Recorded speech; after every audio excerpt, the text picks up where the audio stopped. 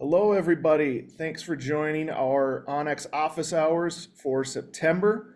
We'll get going in just a couple minutes here, but we'll do a little bit of housekeeping to let people get logged in and all that jazz. So, first things first, your audio and video are turned off. We can't see you or hear you, so no worries if you've got noise in the background or anything like that. If you have any questions that are pertaining to your account specifically, so billing issues, password issues, things like that, we're not going to be able to answer them in this Q&A session. The best way to get help with those types of issues are to email our customer support team. That email address is help, H-E-L-P, at onxmaps.com. They'll get you taken care of, again, with any billing, password, stuff like that. We're just not able to answer those in this format. We are doing a giveaway at the end of the class. We're giving away some onX Hunt t-shirts, so you do have to be present to enter that. We'll post the link in the chat towards the end of the class. And this class is being recorded, so if you have to drop off early and want to finish watching the rest of it, or if you want to go back and re-watch something, we'll send an email to you tomorrow with the link to that YouTube video.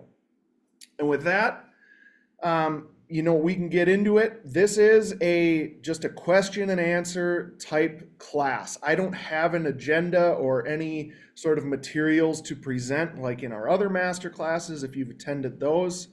So you guys are directing this class. Whatever questions you have, please put them in the Q&A box down below, and then we'll just answer them as they come in. Try to refrain from putting them in the chat. They're just easier to get lost there, or it's easy for them to get lost in the chat. Q&A is an easier format for us to answer those questions in. So start throwing your questions in that Q&A box. Anything from,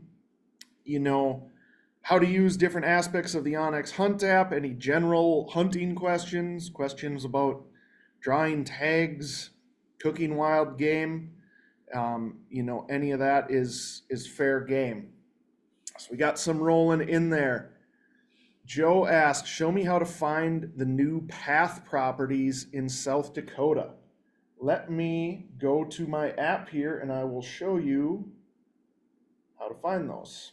Just give me one moment to pull that up. I'm going to do this on an iPad here. So if you have a phone or tablet ready, you can maybe follow along. So I'm going to move to South Dakota. I'm going to turn on my South Dakota map layers.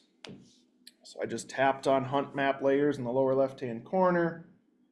Scroll down to South Dakota.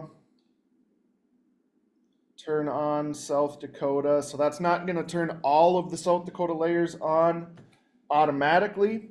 Turns on private lands, government lands, and hunting units. Also going to turn on walk-ins and the controlled hunting access program. You know what? I'm going to turn them all on. I'm going to turn on possible access as well.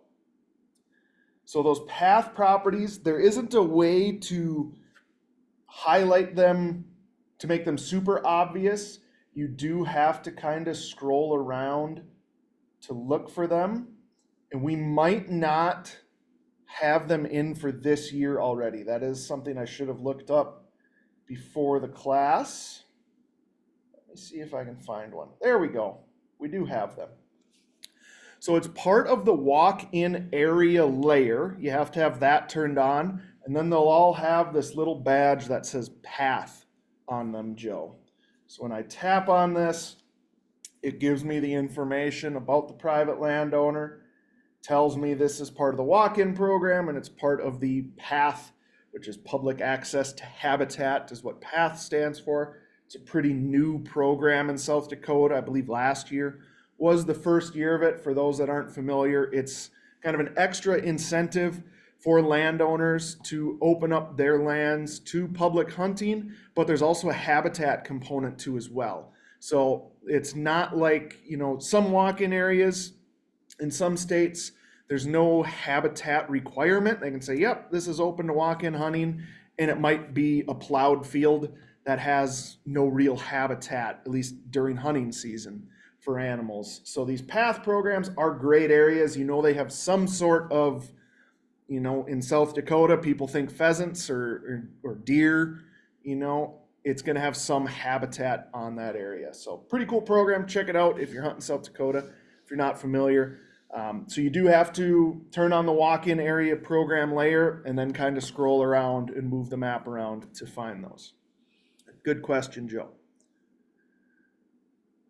Matt asked, the best way to use folders.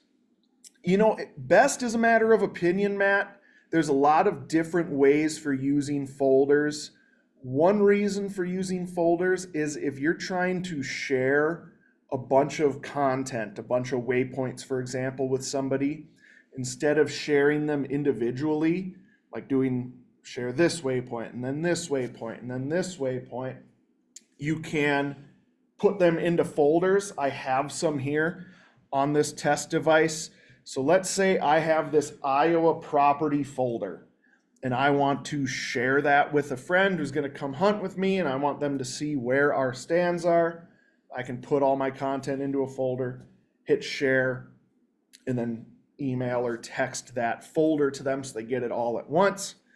Another way to use folders, what I personally do, I hunt a lot of different species. I'm a generalist hunter, so big game, upland birds, waterfowl, turkeys, you name it. So I group all of my waypoints by species. So I have a turkey folder, a bear folder, an elk folder, a deer folder, etc. And then I can easily turn those folders on and off. So like this Iowa property folder up at the top, right below where it says Iowa property, you see where it says hide folder on map? I can just turn that folder off. Looks like I missed one of my waypoints there that's not in the folder. But I do that so that, for example, right now, I'm not really focused on turkeys. I hunt those in the spring in Montana. We do have a fall season, but I'm usually chasing other stuff. So I have my turkey waypoints hidden so that they're not obscuring my map. This weekend is our elk opener. I'm going to drive down to my elk area. I'm going to spend a week or 9 days hunting. I'm just going to have my elk waypoints turned on. I'm going to turn off deer. I'm going to turn off bear. I'm going to turn off everything else. I'll probably leave upland game on because I am a grouse nut and you tend to run into grouse a lot when you're elk hunting. But it's a way to simplify the map. So that's another way to use folders.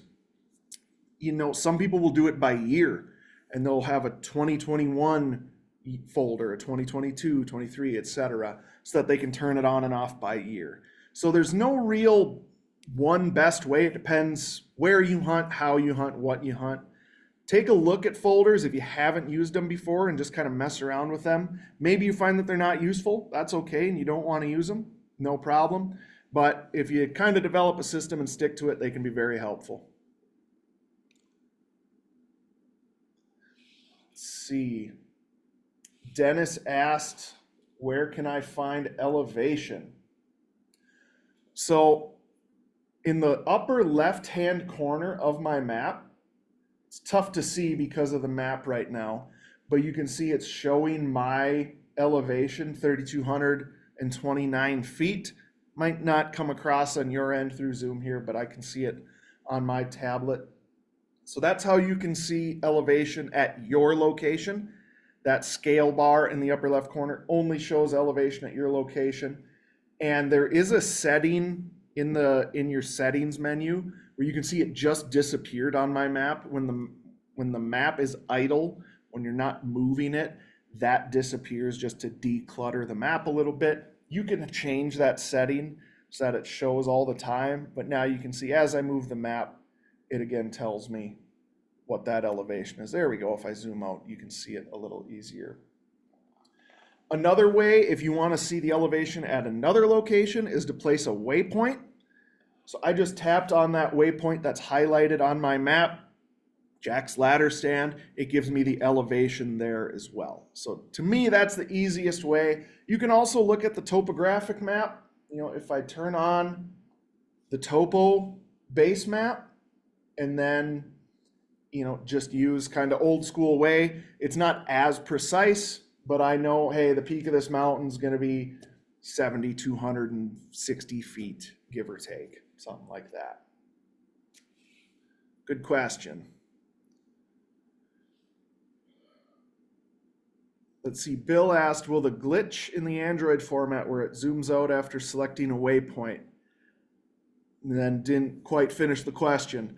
Not sure exactly what you're asking there, Bill, but if there was a glitch or a bug on Android, rest assured our engineers are working on correcting it. And especially this time of year during hunting season, we kind of put a lot of our other development on hold and focus more on app reliability and stability and fixing glitches or bugs.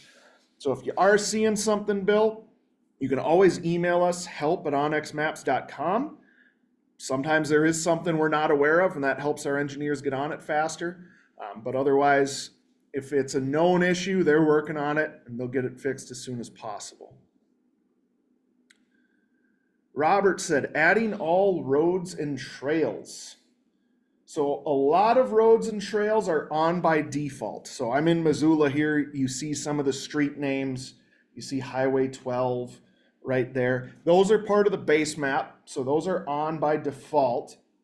To add some additional roads and trails, if you go into your layers, Robert, open that up, scroll down to that roads, trails, and rec layer.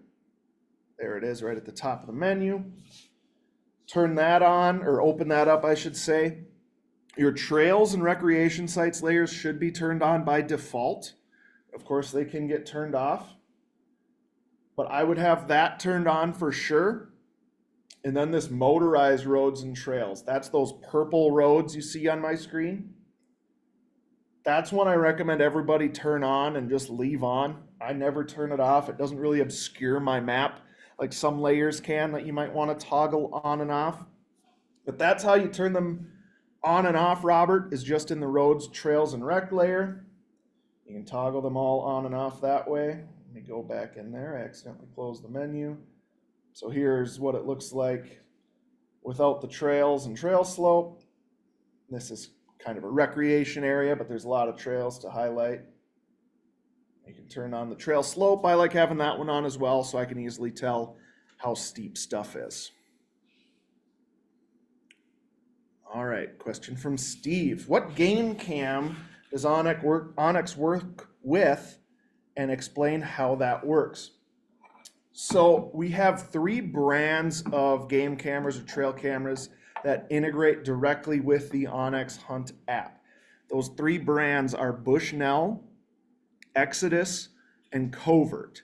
So they're cellular cameras you can use, and each brand is a little bit different, but you can use their app. So I have a Bushnell camera that I have integrated with onX. It's a cellular camera. You can use their app to link to your onX Hunt account, and once those 2 are linked, the pictures can be sent directly to your onX account, to your trail camera there.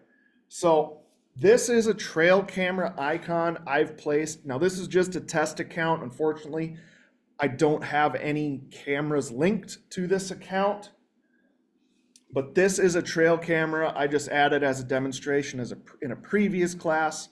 I named this one, for this example, it was a Moultrie camera. But if it was a linked one, if it was a Bushnell camera that was linked, when I click on photos, they automatically get piped to that section of the onX Hunt app. Now, if you don't have a Bushnell, Exodus, or Covert camera, you can still use the onX Trail Camera function. What that looks like, I'm just going to move to a clean area of the map so we don't get confused. I'm going to go into Trail Cameras. That's along the bottom right hand, or second from the right along the bottom of my screen. You can also get there via Tools. I'm going to click Add Trail Camera. I'm going to give it a nickname. Jack's Camera. Forgot the apostrophe, that's okay. Then you can choose your brand. We have a whole lot of different brands listed there. If you have a brand that's not listed, you can select Other. For this one, let's just say this is a SpyPoint camera. Model, you can type that in if you want. You can choose whether it's a cellular or SD card. Let's say this is an SD card camera. That's what I run primarily. How many batteries does it have? What's the SD card capacity? You don't have to put that information in, but it is nice. And then I can select, yep, this camera's in the field. I can move it around and say, all right, it's kind of right in here, let's say, overlooking that creek. When was it placed? If I placed it this past weekend, I can change the date if I want. I can give the location a name, so I can just go creek bottom. And then which direction the camera is facing. I have it overlooking that creek, let's say. Apply that, change the color of the camera if I want, and hit save. So that's how you add a camera. It is just kind of nice for inventory purposes, for keeping track of where your cameras are. You could certainly just add a waypoint. That's what we all did before we included this camera feature, let's say. And then you can take your pictures. Let's say I have some from an SD card. You can pipe them in on a computer. So you can put them in on the onX web map. You can transfer those pictures over. We don't have that available for mobile yet to take them from the SD card, but that might be something we do in the future.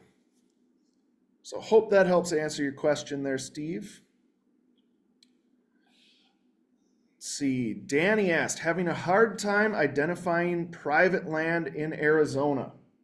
Well, let's do this. I'm going to zoom my map out, move it down to Arizona, zoom in a little bit. We'll just go kind of north of Phoenix here. I'm going to go into my hunt map layers again. I'm going to scroll down. I'm going to turn on Arizona. So that's something to double check there, Danny. Make sure you have your Arizona private and government lands layers turned on. So your government lands are all going to have a filter over the top that makes them a different color. You see some green, some yellow, some blue. Those are all government lands. If it doesn't have that filter, it's most likely private land. There may be an instance where there's some public land that we don't have identified on the map, but by and large, if it doesn't have a filter, it's private. So when I zoom in, I see those orange boxes that are showing private property boundaries. I'm also seeing names telling me who the landowner is there. So that's how you can identify public from private. Joe asks, I want to measure food plots, etc., riding on my ATV. So what you can do, Joe, there's a couple ways you could do this. If you want to measure kind of the perimeter of the food plot while riding your ATV, you can go into the tracker, which is in the lower right-hand corner, and start a track and drive around your food plot. That will tell you the perimeter of that area. If you're looking to get an actual like square footage or acreage of a food plot, you can use the area shape tool. So I just went into my tools menu there, area shape, and then we're just going to stay here in Arizona for simplicity's sake. And let's say this area here is my food plot. And this might be easier on a computer. You can kind of do a free draw where you can draw more of a free form line versus having to drop points like I'm doing here on mobile. So that's one way to do it. I got pretty close there, 0.64 acres. Of course, if it's not as easily visible through the aerial imagery on onX, what I would do is ride around it on your ATV with the tracker on, then you have that line, and then go trace around that line with the area shape tool to get the acreage there. Alan asks, how do I determine yardage with onX? So there's a couple ways to do that. One way is called our 2-finger measurement. So if I want to know, distance between a couple of houses, I'm using 2 fingers and I'm placing them on the map, and it's going to tell me the yardage there. So it's 142.4 yards. That's good for getting a quick, rough estimate of distance. If you want to be a little more exact, you can go into your tools. You can use the line distance tool. And now I can get it kind of spot on from there to there and drop those points. So 96.2 yards. That's how you can measure. A couple different ways you can measure yardage there, Alan.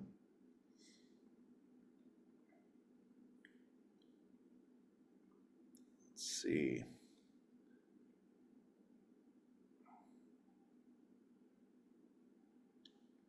Paul asks, when are you going to extend the information for the Northeast, Adirondacks, New Hampshire, Maine? I don't know what you mean exactly, Paul, by extend information. If you're talking private land ownership information, I know a lot of the Northeast, particularly Maine, Vermont, New Hampshire, we don't have full parcel coverage for private land. That's not us choosing not to include that information. We have counties, various counties throughout the country that do not provide that information to the public in a digital format. That's what's happening in Maine for the most part, for example.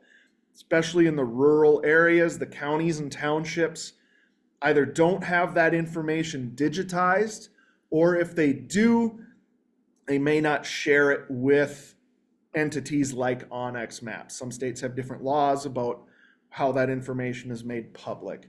So if you're talking about private property information, Paul, as soon as the county or township makes it available to us, we will put it in the app. Like I said, we're not just saying, we don't care about Maine, we're not going to put that information in there. It's just that it's not publicly available at this time.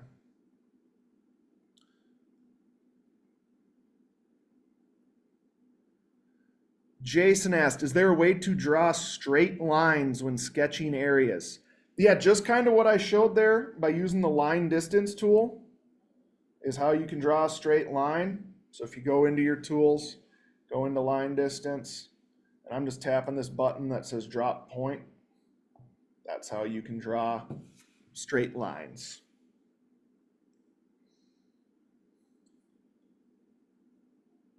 David asked, what's the difference between a dashed blue line and a solid blue line? Let me discard this. I'm going to get back to Montana. So I think what you're talking about, David, at least I hope, are, if my map would load here, the office Wi-Fi, not always the best. There we go. I hope what you're talking about are these kinds of blue lines on your topo or hybrid map. So those are going to indicate different types of streams. So these solid blue lines are going to be more of a permanent, regular stream, creek, brook, etc. The dashed ones are more seasonal or ephemeral streams. So Western Montana here, a lot of these dashed lines might be dry right now. End of the summer, we don't get a ton of precipitation typically in Western Montana in August, September.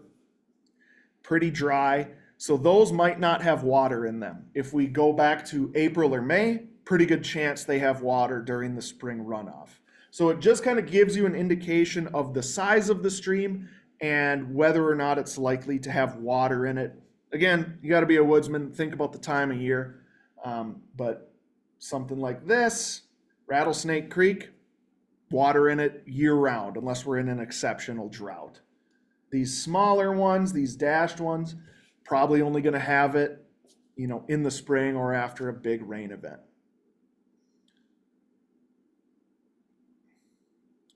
Ryan S. Does onX not save weather, sunrise information, etc. for use with offline maps? It used to, but appears to have stopped.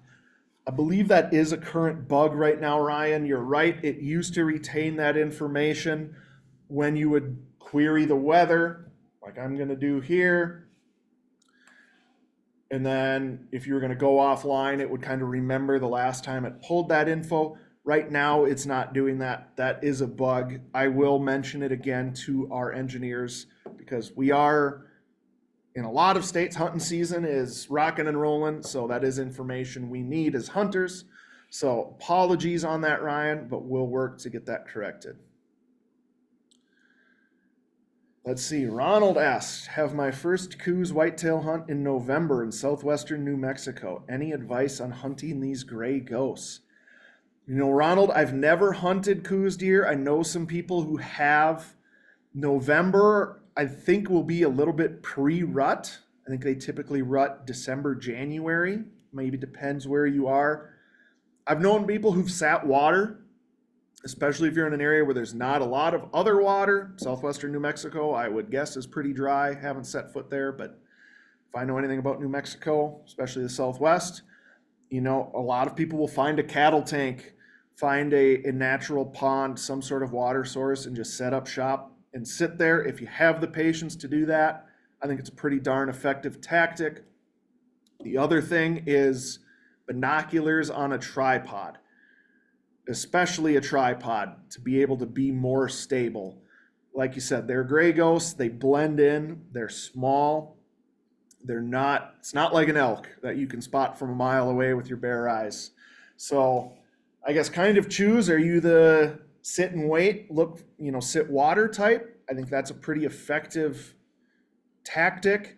Otherwise, find a good vantage point where there's some cover for them, where they're likely to be throughout the day, and sit and get behind your binoculars, get behind the glass and let that do the walking for you. And keep scanning the hillsides. That's the one thing I've heard is sometimes people give up too soon. You can't just give it a quick glance and say, oh, there's no deer there, let's move on to the next spot. You've really got to pick apart the cover with your glass to find those. Like I said, I haven't personally hunted them. I hope to one day, but from the people that I know that I've talked to, if you're sitting behind your binoculars, put them on a tripod so you're stable, and look over the same cover multiple times because you might miss something. I'll take a sip of water here. Jeff asked, best way to move an existing waypoint? Good question. Let me close out of my weather here. So here's an existing waypoint, this ground blind one. I'm going to tap on it. Let's say I want to move it. I'm going to tap edit. I tapped on the new spot. So you see that second waypoint down below is where I tapped, and hit save, and there it's moved. So all you have to do is tap it, hit edit, tap on the map where you want it, and hit save. Good question. David asked, when I use B and C, which means Boone and Crockett layers, I can see various colors, but I can't seem to find what they mean. How do I understand those layers? What does it mean? I'm going to zoom out, go into my layers, go into my wildlife layers, and let's do Boone and Crockett Trophy Big Game Records. Let's double check what I have selected here. White-tailed deer is chosen. You can choose your different species. We don't have all Boone and Crockett species on here, but we have the most commonly hunted ones. We'll stick with white-tailed deer. And so you can see kind of this heat map showing where Boone and Crockett class white-tailed deer have been harvested or picked up and how many there were. So it's a heat map. The red areas, more prevalent, more deer killed. Look at this area, Wisconsin, Minnesota, Iowa, Illinois, kind of the heart of big buck country. And then if you go more out to Montana, not quite as many, right? It's more gray. If you tap on a county, I'm gonna tap on that blue one, it will tell you how many entries. Treasure County, Montana, 3 total entries. If I go to Wisconsin, Buffalo County, Wisconsin, like the big buck capital, big buck county to end all big buck counties, 157 entries. So just tapping on the map will tell you how many entries there were. And that's a good point, whether you use this layer or not. If you don't know what something on the map is, tap on it. That's the best way to find more information, if whether it's you're looking for more information about a private parcel, about some public land, about whatever layer you have turned on, tap on it, and that will give you more information in that query card there. I'm going to turn that off because it obscures my map a little bit. There we go. Enos asked, what is the best way to use onX from startup?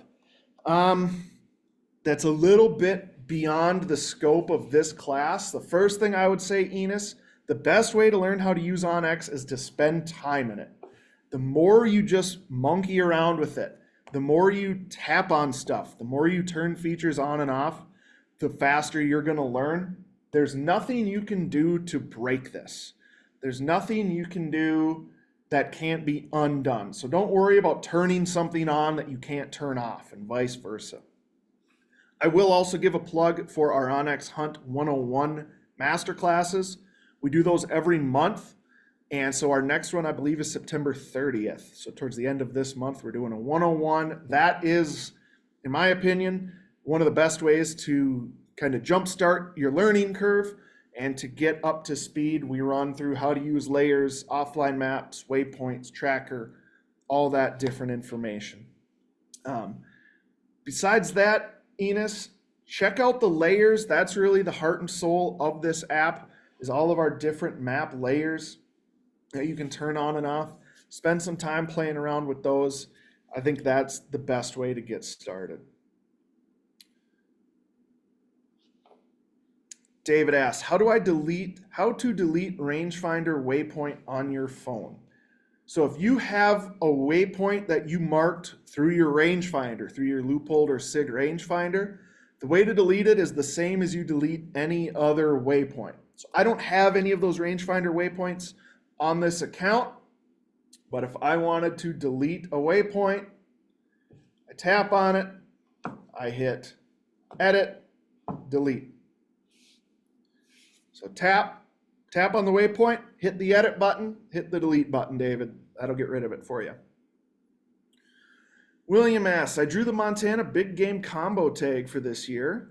What is the best way to research for where I can go and how to find deer and elk? So William, the first thing you're going to want to do is identify the general units. So there are, most of the state for elk is a general tag, especially if you're talking the western half of the state. Eastern half, especially for a branch antlered bull, a lot of those units you have to draw a tag, or you have to draw a limited entry tag versus the general, which you have. And then the entire state is over the counter for whitetail. So if you want to hunt a whitetail buck, I don't know of any units that are limited entry for whitetails. Mule deer is a different story. A lot of the state is general for mule deer, but there are a few limited entry units, and it's kind of opposite to whitetail, where a lot of the western side of the state is limited entry. Like where we live in Missoula, you go down the Bitterroot Valley, some giant mule deers there, but there's very few tags. So, this is a multifaceted question. It's hard to say. I would say first, I like the saying, if you chase two rabbits, you'll catch neither. I would focus on one first. Can you find deer and elk in the same area? Yes, you absolutely can. But in the areas where you tend to find a lot of elk, there's often not as many deer, and vice versa. Certainly there is overlap, but I would maybe say, what's your main goal? If your main goal is elk, focus on those elk areas first, and then try to go after a deer. I realize you probably don't have unlimited time off. You got a short window. That's just been my experience in Montana. If I'm looking for both, more often than not, I end up with neither. So check out the Montana regulations, Fish, Wildlife, and Parks regs. We don't have a layer that says these are the general units, these are the limited entry ones. Might be something we can do in the future. Check out the regulations, determine what part of the state you want to hunt. Do you want to hunt far northwestern Montana, thick country, a lot of evergreens, great whitetail hunting up there, not a ton of elk? Do you want to hunt eastern Montana, where your general tag might not be good for a branch antlered bull, but you might be able to shoot a cow elk, and more open prairie country? Figure out kind of what terrain you want to hunt, pick an area or a few different units, find the ones that are general units, and then from there, go into your scouting of finding those different habitat types. I realize that was kind of a long-winded answer, but man, we could talk about doing a Montana deer elk hunt. That could be an hour-long class in itself. Rob asked, is there support plan for subfolders? Not in the very near future, Rob. That is something we have talked about doing in the future, where you could have, a deer folder, and then below that you might have Iowa deer, Minnesota deer, or maybe you title them 2024 deer, 2025 deer, 2026. So don't hold your breath. It won't be this year, but that is something we hope to offer in the future, Rob.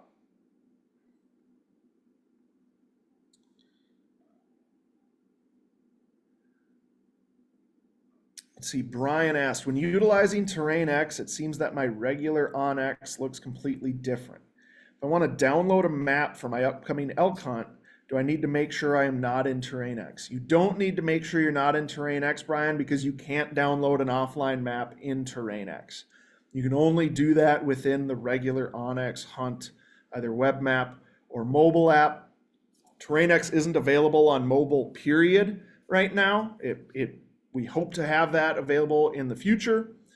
But what I would do, Brian, just to set your mind at ease, download your offline maps on your mobile device. That's what you're going to be using when you're out in the field anyways. Then you don't have to worry about anything to do with TerrainX or anything else.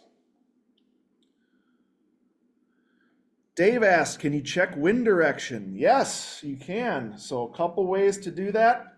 If I want to know the wind at my location, I can open up the weather app. It will tell me the wind direction. Right now, there's no wind in Midtown Missoula. I can move my map to another area. Let's go down here. Tap on the weather button in the upper right-hand corner. That will tell me it's 2 miles an hour to the north. You can also set wind on a waypoint. So let's say this is an area I want to hunt, this waypoint that I had marked here. I'm going to tap on it. Down below where it says waypoint tools, there's one that says wind direction. Tap on that. I can have it show me the current wind, which is what's selected by default. Hit apply. 1 mile an hour wind out of the south, Dave. You can also set an optimal wind.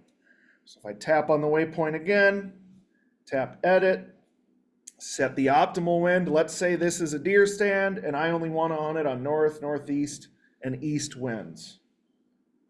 I can apply, and then now it's going to tell me this is a bad wind because I only want to hunt it north, northeast, and east. It's out of the south, opposite of what I want.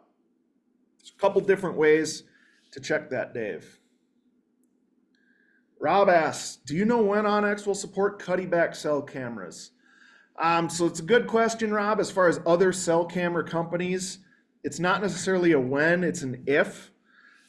Takes two to tango. Other cell companies have to want to work with us.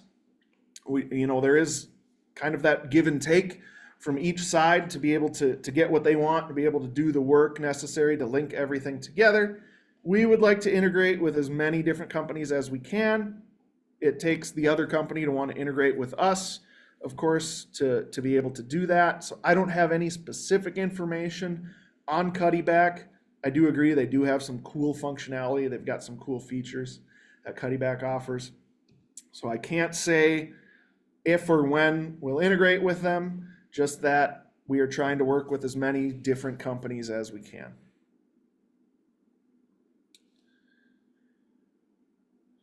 See, Jordan asked, I have a few KML files I'd like to import, but they exceed the file size limit. Is there a way around this? If you can break that file up into smaller files, Jordan, that would be the only way to do that I'm aware of. So if you have a whole bunch of waypoints from another mapping app, you might need to export them in multiple files versus exporting them in one. Beyond that, we do have that limit. It is kind of a performance issue. We're only able to bring in so many. Before we had that limit, we had people crashing the app because they were bringing in tens of thousands of waypoints. That caused some problems. That's why it's in place. But I would try, if you can, Jordan, save multiple different smaller KML files and then import. Dennis asks, how do you use the 2-finger distance measure referenced in settings? So it's hard for me to show being on a tablet, but I'll do my best if you can see my screen. You just take 2 fingers. I'm gonna use my thumb and my forefinger and put them down on the map. And then the distance there is measured. So place 2 fingers on the screen. It shows me the distance between the 2 spots where my fingers are, Dennis. That's how you do that.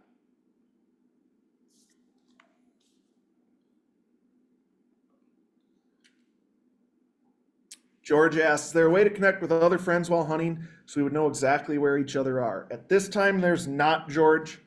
That is something we are working towards. Internally, we call it like a buddy tracker or a hunting partner tracker. The hard part is it will only work when there is cell service because the phones, the devices need to be able to talk to each other. They need to be able to connect. The satellites that show you your location are not communication satellites in the way where you could send your location to the satellite and have it send it to your buddies. They don't work that way. So if and when we are able to offer a buddy tracker feature, it will only be when you're within service, but that is something we are working on.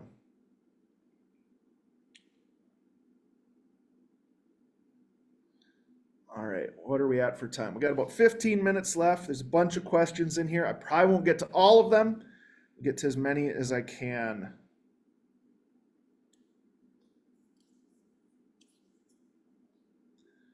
Here's a quick one. Danny asks, is there a recorded tutorial for beginners for basics to get started? So you can always go to our YouTube channel, Danny, and look up the Masterclass playlists. So on YouTube, go to onX Hunt, click on playlists. All of our previously recorded Masterclasses are there. You can find the most recent 101 there. That would be a great option. We did that one just like a week or 2 ago. You can also look on our website. Our support center has a lot of tutorials there. And if we go back to the YouTube channel, we do have more short form tutorials that we put on there. So it's not an entire hour-long class. They're just more quick hitters. Those would be the 2 places I would look, Danny. The onX Hunt YouTube channel, and go to our website, go to our support page for all our frequently asked questions and help articles. Danny asked another question. This one will be quick as well. Is there a way to get contact info for private landowners? So if I tap on this private land right here, it tells me the owner's name and their address. You have that, so that's going to be their mailing address, their tax address. That's where they receive their taxes. So you could send a letter to them. You also have a name to do a Google search, use the white pages. We do not put phone numbers in there for a couple reasons. Primarily out of respect for the landowner. You can imagine this time of year, some landowners' phones would be ringing off the hook by people asking for permission. So you do have to kind of do some of the legwork there to find the phone number. We don't include that currently. Also, if you think about it, if we put phone numbers in there and everybody had access to them, The odds that you're going to be the first person to call a place to secure permission, not great. So it would kind of still be a level playing field there. So you do have to do a little bit of legwork if you want to give a call to somebody, but you can always send a letter or try to track them down another way.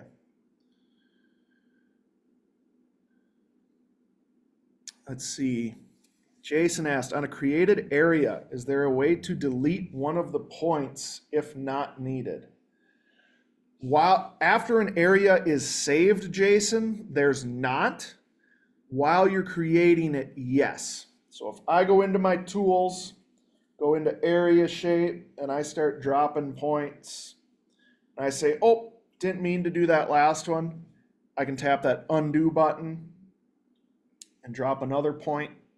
So that undo button will let you undo those drops. Once it's saved, you can, let me just save a triangle here. Save it. If I tap on it, there's not really, you can still, I'm just putting my finger on the points and dragging them so you can still adjust them. But if you wanted to delete one, you would have to delete the whole thing and start over. So I'm just going to delete that whole thing. Hope that answered your question there, Jason.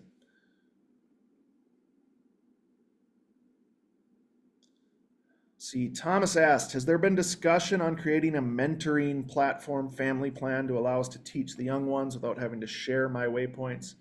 I add the user and set permissions as they mature. I don't know if there have been discussions or not, Thomas, but that's a great suggestion. So that's something I will pass along to the folks, to see if that's something we can do in the future.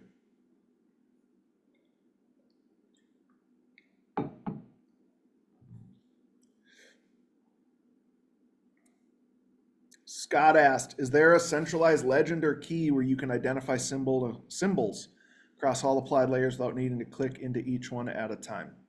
Yes and no, Scott. Within the app, there isn't. On our website, in our help center, we do have a legend to show all of those symbols. Really, the best way, in my opinion, the best way to find out what something means on the app is to tap on it. It's not too complicated. Tap on it. Oh, I know that's, it says United States of America. I know it's yellow. That's BLM land. For some reason, the BLM doesn't have their own name on it when we got the data from them. That's what that means. What's this blue? Tap on it. State of Montana. Takes a little bit of getting used to, but that is, in my opinion, the best way to find out what a symbol or what a coloration means on the map.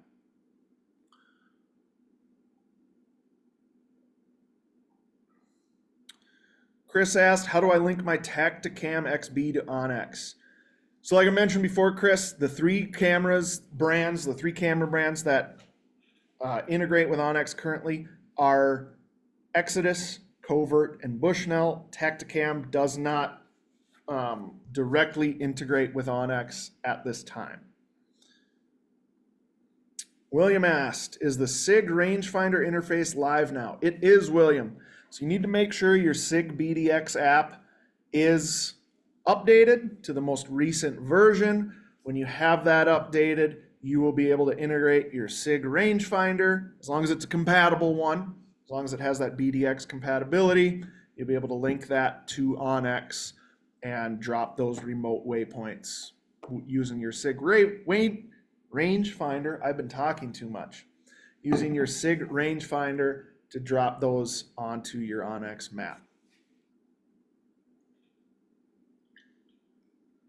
Eric asked, what's the accuracy of onX boundaries, especially private land boundaries? What is the margin of error? So our data, Eric, is as good as what the county sends us.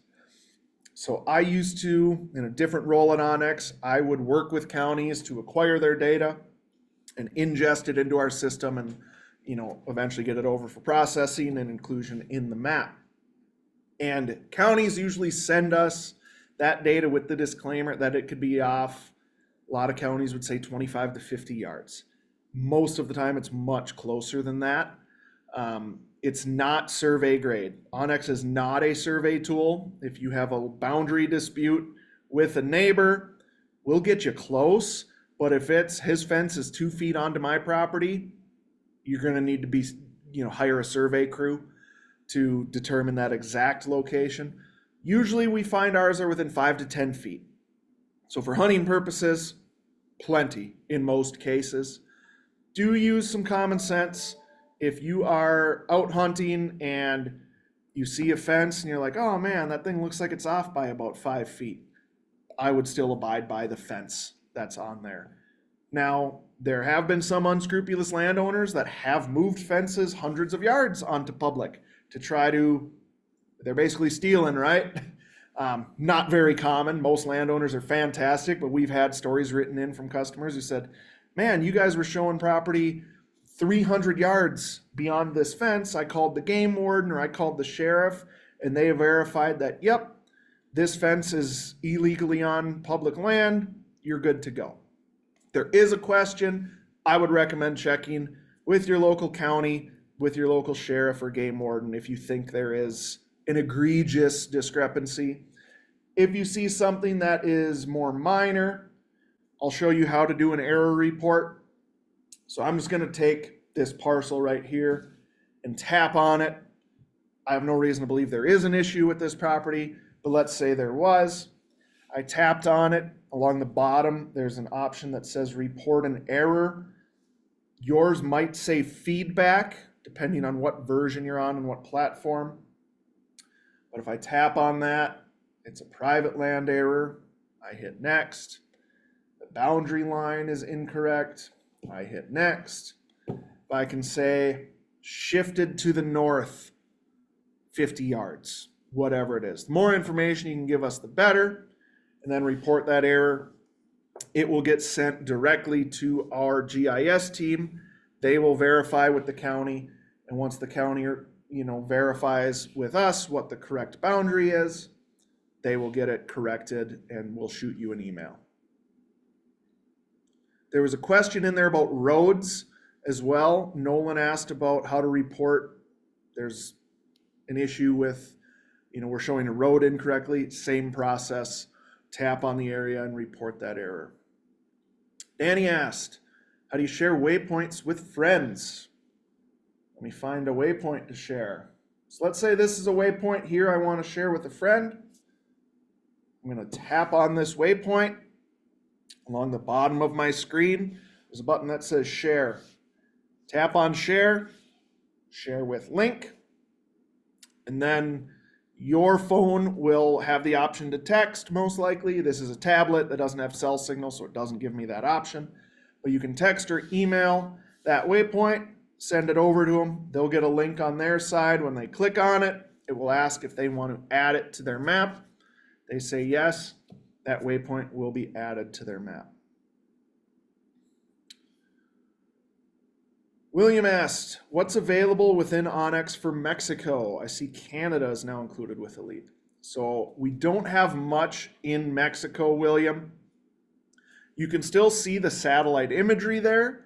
We have had people that go down Coos deer hunting or quail hunting or something, and you can mark waypoints, you can save offline maps, you can track yourself, see your location. We don't have any information for land ownership down there. Our road and trail information is limited as well. So we're adding stuff for Canada right now. Canada's a little bit easier to get that information. Canada's got more public lands, they call it crown land there, versus Mexico. No plans in the near future to really build out our Mexico data set. Maybe in the future, but for right now, you're kind of limited to the satellite imagery and some of like the major roads and stuff like that. Let's see, we're getting close to time here. I'm going to post the giveaway link in the chat. We're giving away 10 onX t-shirts. So I'm just going to turn off the chat for right now, just so that everybody can see that link. If you're not able to click on it, some phones for some reasons are not able to click on that link. You can copy and paste it, Or if you have to manually type it out, you might have to do that. But that will be open until 3 o'clock Mountain Time today. So you've got about 3 hours to get entered. And I will draw those winners shortly thereafter and send out an email, and we'll get those shirts sent out to the lucky winners. Let's see.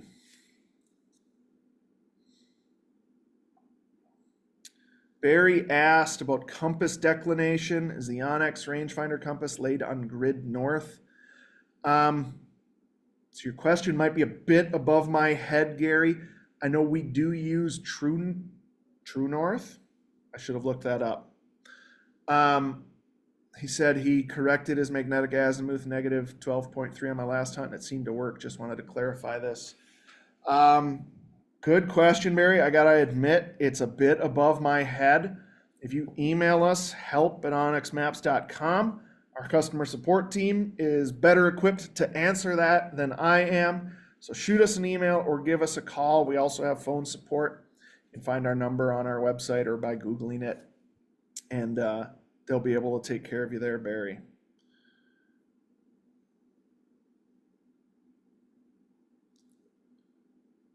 All right, Blake had asked a question, difference between creating a route and drawing a line.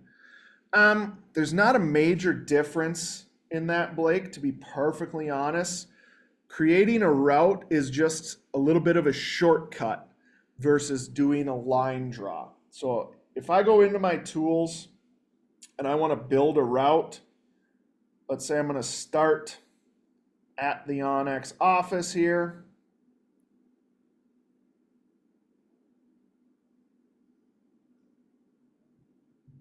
Let me see.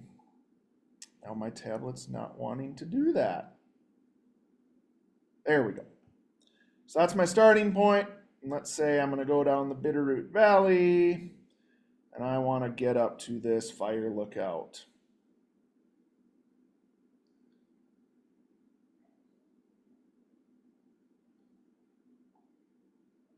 So that automatically draws that route for me, Blake. So that's the nice thing with the route builder. It's just kind of a time saver. Could I draw this black line with the line distance tool? Yes, I could.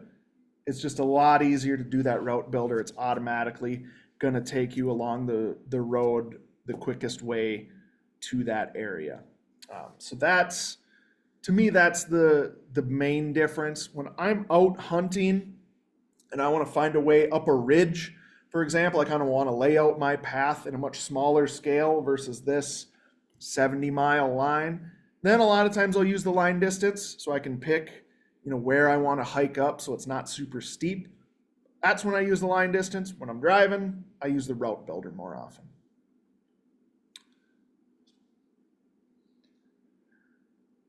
Robert said, link not working for me. I'm going to type it right here for you, Robert. If a link's not working for you guys, give me more information. That can mean a lot of things. It could mean you're not able to click on it. It could mean it's not taking you to the right web page. Help me out so that I can help you out.